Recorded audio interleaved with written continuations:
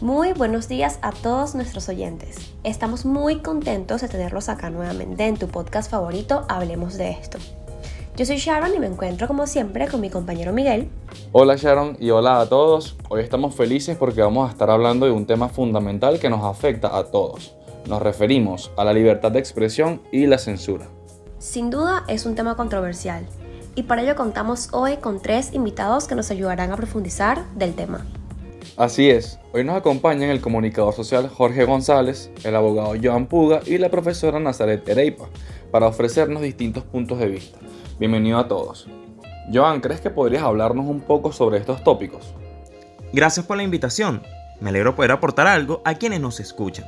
Primero que todo, la censura podría definirse como el filtro que busca regular publicaciones adversas al orden estipulado por la sociedad.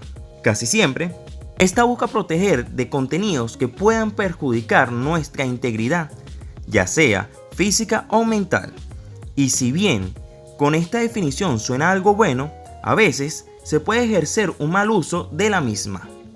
Concuerdo contigo. Hoy en día existe cierto abuso con respecto a este tema. Jorge, ¿qué puedes decirnos al respecto? Bueno, primero que nada quiero agradecer la invitación a este programa. Espero que esto sea un tema gratificante para todos y que disfrutemos el conversar este tipo de cosas. Como ya sabemos, la censura es el acto de corregir o reprobar algo, emitiendo un juicio o un dictamen sobre una obra. Por diferentes motivos nos hemos dado cuenta que cualquier medida debe ser respaldada por una razón moral y muy relevante. Es correcto, Jorge, ya que cuando se obstaculiza el libre debate de ideas y opiniones, se limita la libertad de expresión y por ende el desarrollo de cualquier proceso de crecimiento moral o democrático. Profesora Nazaret, ¿qué podría aportar en este debate? Gracias Sharon y gracias Miguel por la oportunidad. Yo creo que si hablamos de censura hay que hablar también de la libertad de expresión, la cual, si queremos dar una definición técnica, sería según la Comisión Interamericana de Derechos Humanos, la cual nos dice en el artículo 13 que es la libertad de buscar, recibir y difundir informaciones e ideas sin consideración de fronteras, por cualquier medio de transmisión, sin que interfieran características tales como la raza, el color, la religión, el sexo, el idioma o preferencia política en este proceso. Excelente definición, Nazaret. Partiendo de esto, ¿creen ustedes que esta libertad debería existir en diferentes ámbitos? No solo en canales de televisión o redes sociales, sino también en las calles, salones escolares y universitarios, y hasta dentro de los hogares. Absolutamente, Miguel. Sin esta libertad, no podríamos ejercer nuestro derecho a difundir cualquier tipo de información de nuestro interés. La libertad de expresión no es una concesión de los estados, sino un derecho fundamental de cada persona, lo cual lo vuelve una norma moral y, como ya dijo Sharon, un requisito indispensable para la existencia de una sociedad democrática. La verdad es que tienes mucha razón, Joan. Esto no depende del Estado, esto ya es un derecho y por lo mismo, ¿creen ustedes que el Estado tiene el derecho de censurar la expresión del pensamiento de cualquier ámbito? Súper importante e interesante responder a esta pregunta, pero ayúdame a contestarla, Jorge. ¿Qué piensas tú de esto?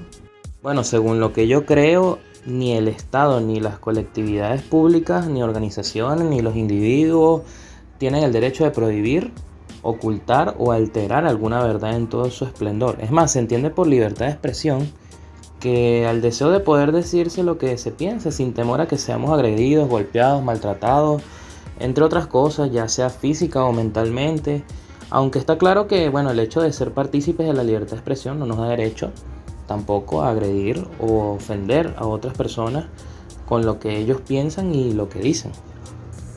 Estoy en total de acuerdo, Jorge. La censura previa, interferencia o presión directa o indirecta sobre cualquier expresión, opinión o información difundida a través de cualquier medio de comunicación oral, escrita o visual debe estar prohibida por la ley.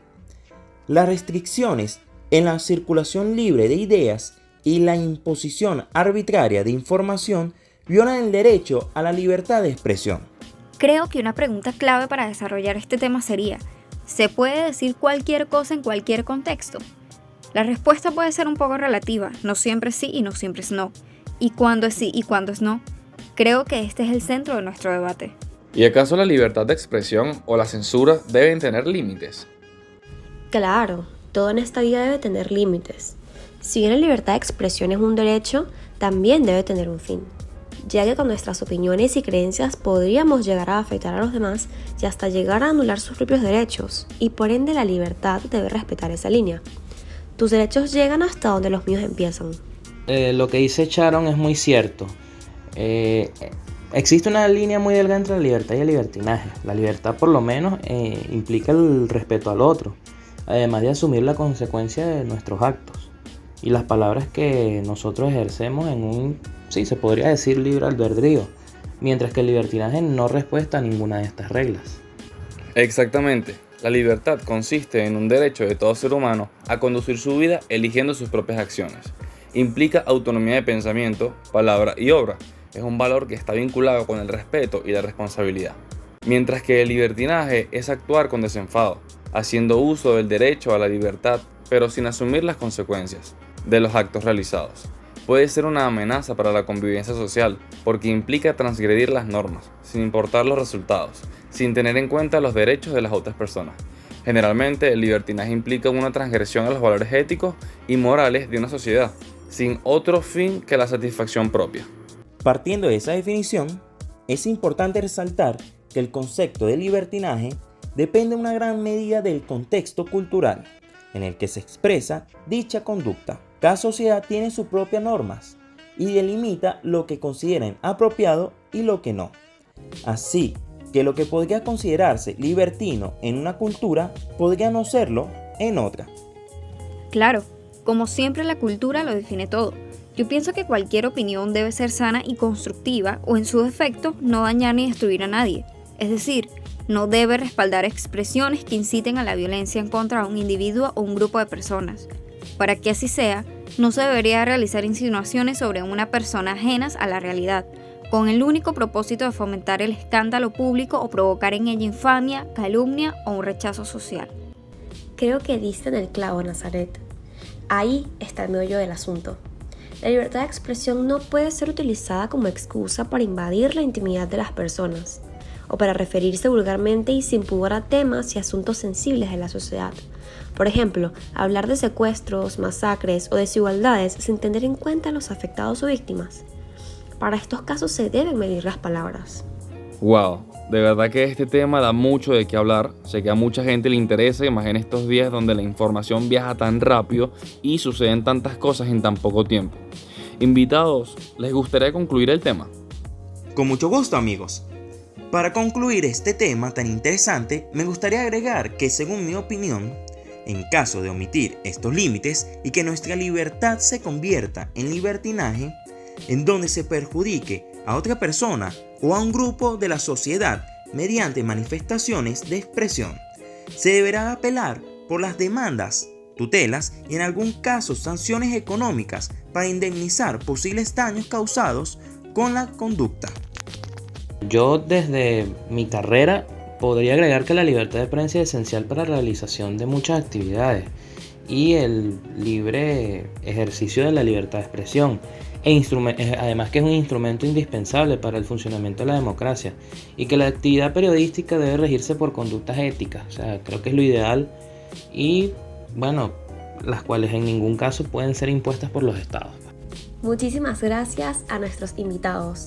Fue muy educativo para todos este capítulo de Hablemos de Esto. Agradecemos su presencia y su profesionalismo. Esperamos tenerlos muy pronto por acá nuevamente. Así es, estamos muy contentos. Recuerden visitar nuestro canal de YouTube, pueden encontrarnos como Hablaremos de Esto y suscríbanse para que vean todo nuestro contenido. Hasta la próxima.